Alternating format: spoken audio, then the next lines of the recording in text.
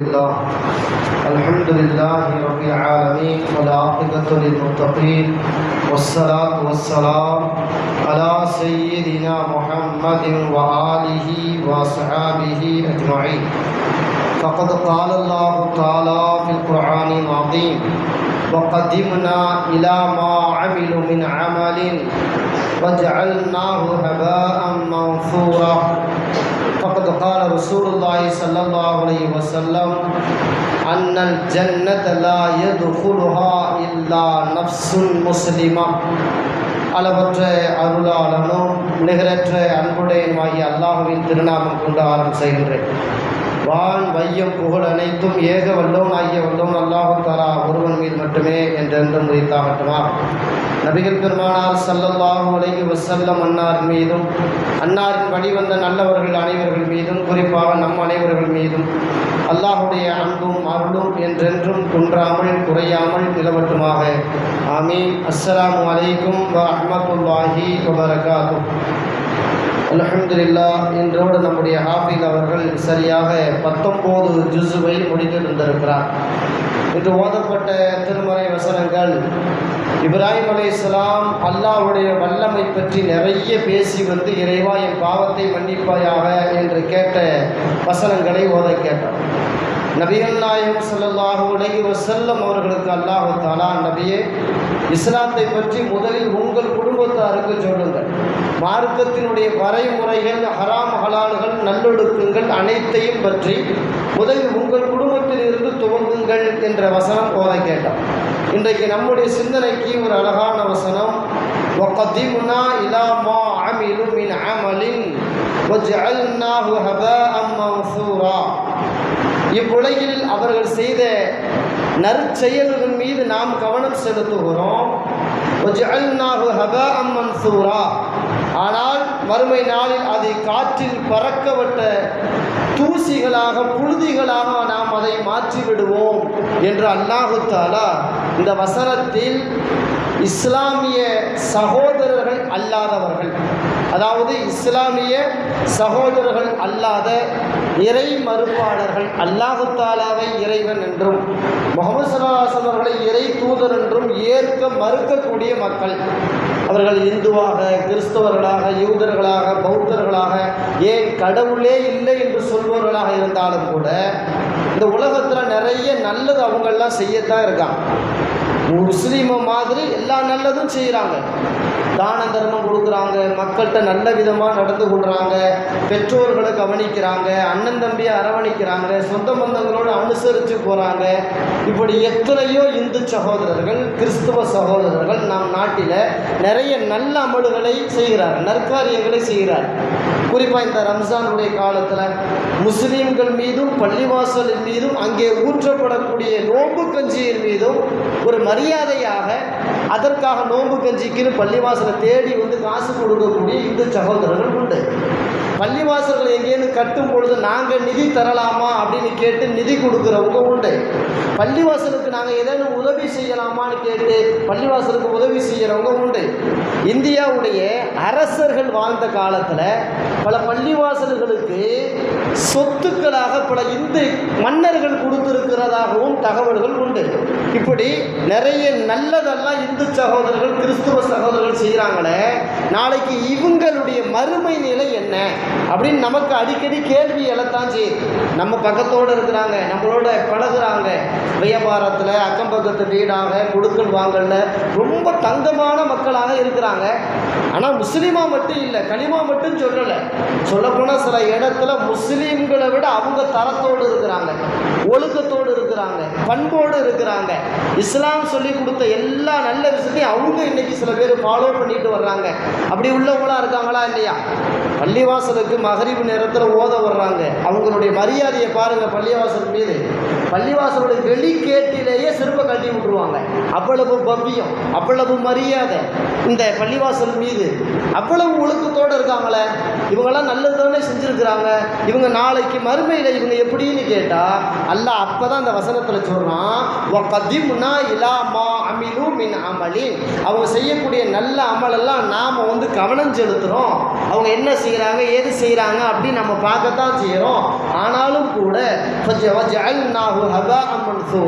நாளைக்கு மறுமையில் பரத்தப்பட்ட புழுதியாக அந்த அமல் ஒன்றுக்கும் உதவாததாக ஆகிவிடும் அப்படின்னு நல்லா சொல்லி முடிச்சுட்டான்.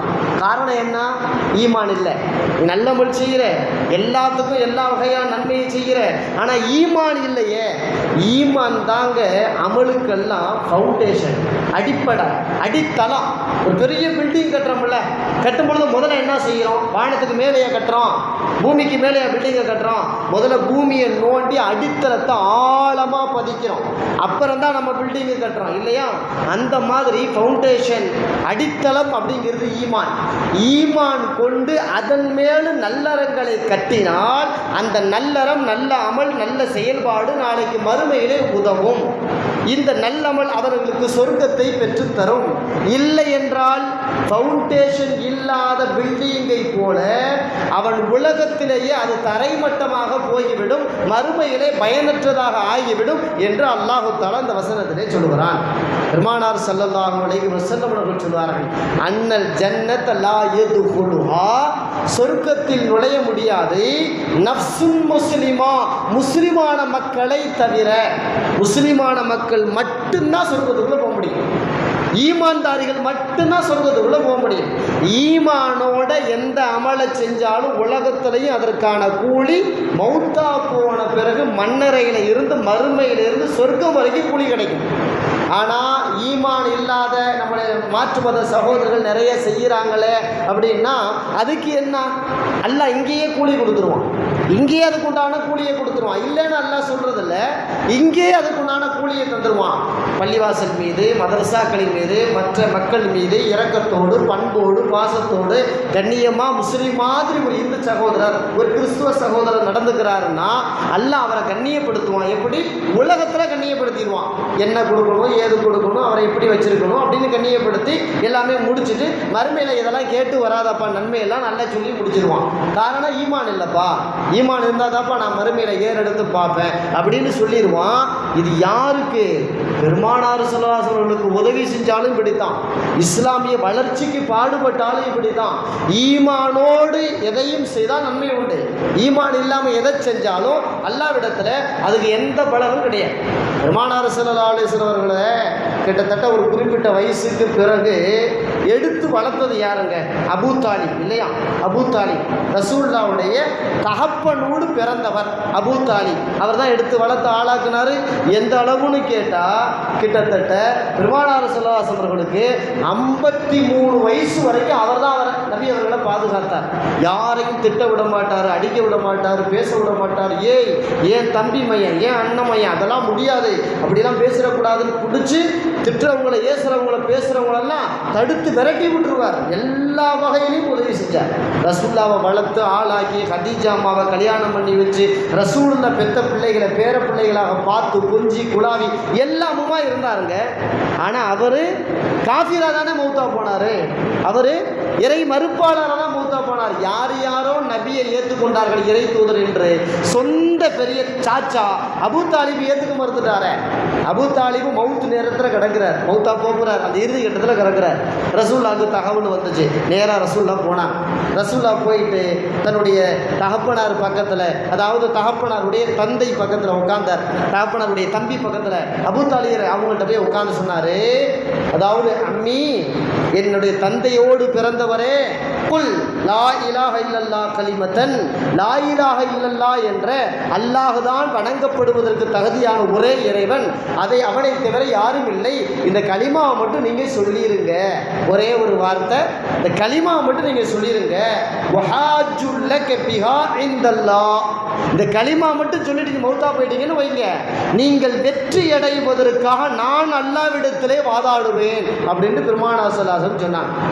உடனே பக்கத்தில் அபூ ஜஹலும் உட்கார்ந்துருந்தான், அப்துல்லா இப்னு உமையாவும் உட்கார்ந்துருந்தான். இது பெரிய ஷைத்தான், மக்காவிலேயே பெரிய ஷைத்தான் அதுகள்லாம். அவங்க 2 பேரும் என்ன கேட்டாங்க? எப்பா, உன்னுடைய தம்பி மையம் பேச்சை கேட்டு இதுவரை நம் முன்னோர்கள் கடைபிடித்து வந்த மதத்தை விட்டுவிட்டு தம்பி மையம் பின்னாடி போக போறியா? வாழ்நாள் முழுக்க உங்க அத்தா சொன்ன வழியை ஃபாலோ பண்ண, உன்னுடைய பரம்பரை மக்கள் சொன்ன வழியை ஃபாலோ பண்ண, மௌத்தா போற நேரத்தில் முகம்மது பேச்சை கேட்டுறாத அப்படின்னு சொன்ன உடனே அவர் சொன்னார் தன்னுடைய தம்பி மையிட்ட, முகமது சலாசத்திட்ட, மகனே என்னை விட்டுருப்பா, என்னை விட்டுரு, எங்க மூதாதியர் மார்க்கத்திலே நான் செத்து போயிடுறேன், நீ சொல்ற மார்க்கத்தில் நான் இறக்க விரும்பல. அப்படின்னா என்ன அர்த்தம்? உன்னை நான் இறை தூதராக ஏற்றுக்கொள்ள மறுக்கிறேன், அல்லாஹ் மட்டும்தான் வணங்கப்பட வேண்டிய இறைவன் என்பதை நான் மறுக்கிறேன், ஏகத்துவம் எனக்கு வேண்டாம், ஷிர்க்கு வச்ச எங்கள் முன்னோர்கள் மாதிரி நானும் ஷிர்க்கிலே இருந்துட்டு போயிடுறேன், என்னை விட்டுருன்றார். மௌத்தா போயிட்டார். மௌத்தா போன பிறகு பெருமானார் ஸல்லல்லாஹு அலைஹி வஸல்லம் சொல்றாங்க, இது எல்லாம் புகாரியில் பதிவு செய்யப்பட்டிருக்கு, புகாரில் உள்ள செய்தி. அதன் பிறகு மௌத்தா போன பிறகு பெருமானார் ஸல்லல்லாஹு அலைஹி வஸல்லம் சொன்னாங்க, நரகத்தில் பல்வகையான அதாபுகள் கொடுமைகள் இருந்தாலும் கூட அந்த கொடுமையில் சின்ன அதாபு, சின்ன தண்டனை யாருக்கு தெரியுமா? எங்க சாச்சா அபூ தாலிபுக்கு தான். எங்க சாச்சா அபூ தாலிபு பர்மனண்டா நரகத்தில் கிடக்கிறாருன்றாங்க, பர்மனண்டா கிடக்கிறார். எங்க அபூ தாலிபை விட இஸ்லாமிய வளர்ச்சிக்கு உலகத்தில் யாரேனும் உதவ முடியுமா? ரசூலுல்லாவுக்கு அபூ தாலிபை விட உதவுனரை உலகத்தில் காட்ட முடியுமா? இன்னைக்கு நீங்களும் நானும் இத்தனை கோடி பேரும், கிட்டத்தட்ட 200க்கும் அதிகமான கோடி பேர் முஸ்லிம்களாக இருக்கிறார்களே, அதற்கெல்லாம் பெருமானார் ஸல்லல்லாஹு அலைஹி வஸல்லம் உழைப்பு, அந்த உழைப்புக்கு உறுதுணையாக இருந்தவர் தானே அபூ தாலிப். ஆனால் அவர் ஈமான் இல்லாமல் அல்லாவை பார்க்க சென்றார், மரணம் அடைந்தார், அவருக்கு மறுமையிலே பலன் இல்லாமல் போய்விட்டது. அபூ தாலிபை விட இன்னைக்கு யாரும் உபகாரம் செய்ய போறதில்லை இஸ்லாத்துக்கு, வைர கோமுகள் சகோதர சமயத்தவர்கள். அவருக்கே சொர்க்கம் இல்லை, அவருக்கே மறுமையில நல்ல வாழ்வு கிடையாது. அப்ப ஈமானோட மௌத்தா போனாதான் அல்லாஹு தாலா அவன் செஞ்ச அமலெல்லாம் ஏறெடுத்தும் பார்ப்பான், இல்லாட்டி கண்டுகொள்ளவே மாட்டான், அதை பாடு விட்டுட்டு அவன் பாட்டுக்கு போயிடுவான். பெருமானார் ஸல்லல்லாஹு அலைஹி வஸல்லம் கேட்டாங்களே, அதாவது இப்னு ஜௌசான்னு சொல்லி ஒருத்தர் இருந்தார். அவர் அறியாமை காலத்தில் அவர் நிறைய கொடை கொடுப்பாராம், ஏழை வாழைகளுக்கு யாரு கேட்டாலும் அள்ளி அள்ளி கொடுப்பாராம். அதே போல வீட்டில் சமைச்சு சமைச்சு உணவை கொடுப்பாரு, தர்மம் செய்வார், ஆடை கொடுப்பாரு, அவற்றை யார் எதை கேட்டாலும் அள்ளி தந்துடுவார். அவ்வளவு சீதேவியான மனுஷன், அவ்வளவு நற்பண்பான மனுஷன். அவரை பற்றி போய் கேட்டாங்களே பெருமானார் ஸல்லல்லாஹு அலைஹி வஸல்லம் இடத்துல, அந்த மனுஷருக்கு நாளைக்கு என்ன நிலைப்பாடுன்னு கேட்டாங்க. அவர் நாளைக்கு எப்படி இருப்பாருன்னு கேட்டாங்க. அவர் அல்லாஹ் பாவத்தெல்லாம் மன்னிச்சு சொர்க்கம் கொடுப்பாராம் அப்படின்னு கேட்டாங்க. இப்போ பெருமானார் ஸல்லல்லாஹு அலைஹி வஸல்லம் சொன்னாங்க, அவருக்கு சொர்க்கமெல்லாம் கிடைக்காது. இன்னஹு லம் யகுல் யௌமன், ஒரு நாள் கூட அவர் இவ்வளவு நல்லது செஞ்சிருக்காருல, ஊர் முழுக்க ஏழைவாழைக்கு சொந்த பந்தம் சொருத்த அது இது எல்லாத்தையும் அனுசரித்து நடந்தார்ல, ஒரு நாள் கூட அவர் ரப்பி குஃபிர்லி, என்னை படைத்த இறைவா அல்லாஹ்வே என் பாவத்தை மன்னி, ஹத்தியத்தி யௌமுத்தீன், இந்த மறுமை நாள் என் பாவத்தை எல்லாம் மன்னிச்சிடு ரஹ்மானே அப்படின்னு ஒரு நாள் கூட அல்லாஹ்ட்ட கேட்கலையே. அதாவது அல்லாஹ்வை ஏற்றுக்கொள்ளவில்லை என்று பெருமானார் ஸல்லல்லாஹு அலைஹி வஸல்லம் சொல்கிறார். நல்ல மனுஷன் தான், எல்லா நற்குணமும் அவற்றை இருந்துச்சு தான், மறுக்கல. ஆனா அவர் அல்லாஹ்வை ஏத்துக்கலையே. அல்லாஹ்வை ஏத்துக்காததுனால அவருடைய எல்லா நற்குணம் இருந்த போதும் கூட நாளைக்கு அந்த நற்குணத்தோடு அவர் வந்தாலும் கூட பரத்தப்பட்ட புழுதி மாறி, எந்த அளவுன்னு கேட்டா, அதாவது புழுதி பறக்குது, பறக்கும் போது அதை போய் பிடிச்சிட முடியுமா? பிடிச்சி ஒரு பையக்குள்ள ஒரு சாக்குக்குள்ள நம்ம கட்டிட முடியுமா? அல்ல சரியான வார்த்தையை பயன்படுத்துறான். நன்மையை நிறைய நீ கொண்டுகிட்டு வந்தாலும் ஈமான் இல்லாம வந்தேனா பிடிக்க முடியாத புழுதி மாறி அந்த நன்மையெல்லாம் மாறி போயிடும், உனக்கு பலன் தராம போயிடும் அப்படின்ட்டு அல்லாஹ் தஆலா சரியான வார்த்தையோடு ஹபாஅம் மன்சூரா அப்படின்னு வார்த்தையை பயன்படுத்துறானே. இதையெல்லாம் நாம உள்வாங்கி தான் ஈமானோட இருக்கணும்னு சொல்றது. முதல்ல ஈமான் கொண்டு சொல்ற நோக்கமே அதுதான். அதாவது பெருமானார் ஸல்லல்லாஹு அலைஹி வஸல்லம் காலத்தில் ஒருத்தர் பெரிய கவிஞர் இருந்தார், உமையா பின் அபிஸ்ஸலதுன்னு ஒருத்தர். அவர் ஏகத்துவத்தை பற்றி எல்லாம் கவிதை படிச்சிருக்காரு. அல்லாஹ் ஒருவன் அப்படிலாம் நிறைய கவிதை படிச்சிருக்கிறார். கவிதை படித்தாரே தவிர அவர் முஸ்லீம் ஆகலை. அவர் ரசூல்லா காலத்தில் வாழ்ந்தார், ஆனால் அவர் முஸ்லீம் ஆகலை. அல்லாஹ்வை புகழ்ந்து படித்தார். அல்லாஹ் ஒருவன், இணையற்றவன், துணையற்றவன், அப்படி இப்படி நிறைய படித்தார். எந்த அளவுன்னு கேட்டால் அவர் படித்த கவிதைகளை ஷரீத் ரலியல்லாஹு தஆலா அவரை கூப்பிட்டாங்க பெருமானார் ஸல்லல்லாஹு அலைஹி வஸல்லம். எப்பா இந்த உமையாவுடைய கவிதையெல்லாம் உனக்கு தெரியுமா? ஆமாம் எனக்கு தெரியுமே. எப்போ நீ கவிதை படி. அவருடைய கவிதையெல்லாம் நிறைய சீர்திருத்த கருத்துக்கள் உள்ளே இருக்குமே. ஏகத்துவ கொள்கையை அதாவது எடுத்துரைக்கக்கூடிய கவிதையாக இருக்குமே, அதையெல்லாம் படிப்பானா, காது குளிர கேட்குறப்பான்டான். படிச்சாரு சரீத் ரலியல்லாஹு தஆலா 100 கவிதை படிச்சாருங்க. உமையாவுடைய கவிதையை, சீர்திருத்த கவிதையை 100 கவிதை படிச்சார். ரசூலா கேட்டுக்கிட்டே இருந்தாங்களே. ஆனா ரசூலா சொன்னாங்க, உமையா களிமா சொல்லலையே, நாளைக்கு அவருடைய சீர்திருத்த கவிதைகளால் மறுமையில் அவருக்கு பலன் இல்லையே என்று பெருமானார் ஸல்லல்லாஹு அலைஹி வஸல்லம் சொல்கிறார்கள். ஃபதஹுல் பாரி, உம்தத்துல் காரி மாதிரி புகாரியுடைய விரிவுரை நூல்களில் இந்த செய்திகள் எல்லாம் பதிவு செய்யப்பட்டிருக்கு. இன்னைக்கும் கூட பாருங்களேன், நிறைய சீர்திருத்தவாதிகள் இருக்காங்க. நம்ம நாட்டில் பெரியார்னு ஒருத்தர் வந்தார், எவ்வளோ சீர்திருத்தம் பண்ணார் இல்லையா? எத்தனை ஜாதிகளை மதங்களை அடித்து நொறுக்கி மேல் ஜாதி கீழ் ஜாதிலாம் கிடையாதுன்னு இன்னைக்கு நிறைய சீர்திருத்தம் பண்ணியிருக்கார். இந்தியாவிலேயே தமிழ்நாட்டில் மட்டும்தான் இந்து சகோதரர்கள் அவங்க பேருக்கு பின்னாடி பெரும்பாலும் ஜாதியை போடுறதில்ல. தெரியுமா உங்களுக்கு? பக்கத்தில் கேரளாவில் போனீங்கன்னா பேரோட சேர்த்து ஜாதி இருக்கும், ஆந்திராவுக்குள்ளே போனீங்கன்னா பேரோட சேர்த்து ஜாதி இருக்கும், கர்நாடகத்துக்குள்ளே போனீங்கன்னா பேரோட சேர்த்து ஜாதி இருக்கும். தமிழ்நாட்டில் இருக்காது. ஜாதியை கொண்டு வராத அப்படிங்கிற கருத்தை தமிழ்நாட்டுக்குள்ள புகுத்தி பெரியார், ஈரோடு பெரியார் மிகப்பெரிய சீர்திருத்தம் செய்தார். இஸ்லாம் சொன்ன கருத்து அதுதான். அவரே சொன்னார் ஒரு மேடையில், எப்பா தீண்டாமை ஒழிய வேண்டுமா, ஏற்றத்தாழ்வு இல்லை என்று மனிதன் ஒப்புக்கொள்ள வேண்டுமா, நீங்கள் இந்துக்களாக இருக்காதீர்கள், உடனே முஸ்லீமாக மாறிவிடுங்கள். முஸ்லீமா மாறிட்டாமே தீண்டாமை எல்லாம் காணா போயிடும். முஸ்லீமா மாறிட்டாலே பரம்பரை முஸ்லீமும் நேற்று களிமா சொன்னோன்னு ஒரே சமத்தில் வந்துடுவான் அப்படின்னு சொன்னது யாருங்க? பெரியார் தான் சொன்னார். ஒரு மேடையில் தான் அவர் சொன்னார். ஆனால் அவர் பப்ளிக்காக களிமா சொன்னாரா? அவர் முஸ்லீம் ஆனாரா? அதுதான் இங்கே கேள்விக்குறி. சில பேர் களிமா சொல்லிட்டாருங்கிறாங்க, சில பேர் சொல்லலை அப்படிங்கிறாங்க. அவர் ஈமான் இல்லாமல் மூத்தா போயிருந்தார்னா எவ்வளவு மக்களுக்காக பாடுபட்டார். இந்த பாடுபட்ட எந்த பலனையும் மறுமையில் அவர் பெற முடியாது. ஒருவேளை அவர் களிமா சொல்லி மூத்தா இருந்தார்னு வைங்க, அவர் மிகப்பெரிய நன்மைக்குரியவராக மாறிடுவார். பெரிய சீர்திருத்த கருத்துக்களை கொண்டு வந்திருக்காருங்க தமிழ்நாட்டுக்குள்ள. அதாவது தோல்ல துண்டு போடுறோம்ல, தோல்ல துண்டு, இந்த தோல்ல துண்டு போடக்கூடிய தைரியத்தையே இந்த பெரியார் தான் கொண்டு வந்தாருன்னு அவருடைய வரலாற்றினுடைய ஆய்வாளர்கள் சொல்றாங்க. ஒரு காலத்துல கீழ் ஜாதி மக்கள்லாம் இடுப்புல தான் துண்டு கட்டிக்குவாங்களாம். தோல்ல போடுறது மிகப்பெரிய தடுக்கப்பட்ட செயலாக பார்த்த காலத்துல, ஏண்டா மேல தோல்ல துண்டு போட்டானா உயர் ஜாதி, இடுப்புல கட்டினா கீழ் ஜாதியா? அப்படிலாம் இல்லடா, இடுப்புல கட்டியிருக்க துண்டை தூக்கி தோல்ல போடுறான்னு சொல்லி கொடுத்தார். தன்மானத்தை பத்தி சொல்லி கொடுத்தார். நீனும் உயர்வானவன் தான், தாழ்வானவில்லைன்னு சொல்லி கொடுத்தாரு. அப்படிப்பட்ட மக்களுக்கு நிறைய சீர்திருத்த கருத்தை சொன்ன பெரியார் நாளைக்கு அல்லாஹ்விடத்தில் ஈமானோடு போனால் மட்டும்தான் வெற்றி அடைவார். உலகத்தில் எவ்வளவு சீர்திருத்தத்தை செஞ்சாலும் சரி, ஈமான் இல்லாமல் மௌத்தா போயிட்டா பிரயோஜனம் கிடையாது. ஹபா மன்சூரா என்று அல்லாஹ் சொன்ன மாதிரி பரத்தப்பட்ட புழுதியாக பயனில்லாத நன்மையாக மாறி போகும். பயனில்லாத நன்மையாக மாறி போயிடும். பெருமானார் ஸல்லல்லாஹு அலைஹி வஸல்லம் தாயிஃப் பயணத்தை முடிச்சுட்டு மக்காவுக்குள்ளே வர ஆசைப்பட்டாங்க. ஆனால் மக்காவுக்குள்ளே வர முடியாமல் தடுக்கப்பட்டார். மக்காவுக்குள்ளே வர ஆசை, ஆனால் தடுக்கப்படுறாங்க. நேராக ஒருத்தர் இருந்தார், அதாவது முத்ஈம் அப்படின்னு ஒருத்தர் இருந்தார். அவர்கிட்ட சொல்லி விட்டாங்க, ஏப்பா நீ எனக்கு ரெக்கமெண்ட் பண்ணு, நான் மக்காவுக்குள்ளே போகணும், பாதுகாப்பாக போகணும்னு சொன்னோடனே முத்ஈம் வந்தார். முஹம்மத் நீங்கள் வாங்க மக்காவுக்குள்ளே, உங்களை எவன் என்ன செஞ்சிருவான்னு நான் பார்த்துடுறேன், உங்கள் மேலே யாரும் எதுவும் கை வைக்க முடியாது, என் ஆம்பளை பிள்ளைங்களை மேலே நாங்கள் அதாவது ஆயுதங்களெல்லாம் எடுத்துக்கிட்டு உங்களை சுற்றி நாங்கள் வர்றோம், உங்களை எவனாவது கை வைக்கட்டும் பார்க்குறேன், உங்களுக்கு நான் உத்தரவாதம் தரேன், மக்காவுக்குள்ளே வாங்கன்ற முத்ஈம். அதே மாதிரி ரசூலுல்லாஹ் போனாங்க. போனவனே முத்ஈம் சொன்னார், முஹம்மதுக்கு நான் அடைக்கலம் தந்திருக்கிறேன், அவர் மீது யாரும் கை வைக்கக்கூடாது, யாரும் ஏசி பேசக்கூடாது, யாரும் அவரை துன்புறுத்தக்கூடிய கூடாது. அவரை துன்புறுத்தினால் என்னை துன்புறுத்துவதை போல, அவரை அடிக்க நினைத்தால் என்னை அடிக்க நினைப்பதை போல என் மீது கை வைத்து விட முடியுமா இந்த மக்காவிலே என்று மிகப்பெரிய சூழ வைத்தார் முத்ஈம். அதே மாதிரி வந்தாரே, அவருக்கு ரசூலுல்லாஹ்வுக்கு பாதுகாப்பாக இருந்தாரே, அப்படிப்பட்ட முத்ஈம் ஈமானோடு மௌத்தாகலையே. ஈமானோடு மௌத்தாகலை. ரசூலுல்லாஹ்வுக்கு அவ்வளவு உறுதுணையாக இருந்தார், ஈமானோடு மௌத்தாகலை.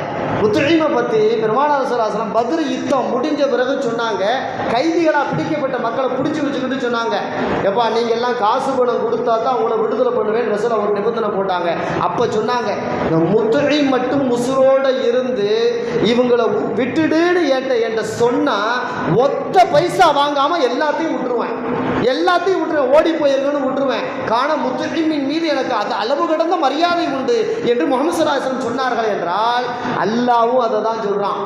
ஈமான் கொள்ளாமல் நீ நற்செயல் செய்தால் அல்லாஹ்வின் பார்வையில் துனியாவில் நீ கண்ணியமானவன், இறை தூதர்கள் பார்வையில் துனியாவில் உலகத்தில் நீ கண்ணியமானவன். அல்லாஹ் உன்னை உலகத்தில் மதிப்பான், ரசூலுல்லாஹ் உன்னை உலகத்தில் மதிப்பாங்க, உங்களுக்கு எல்லா வகையான உலகத்தில் எல்லாத்தையும் தந்துருவாங்க.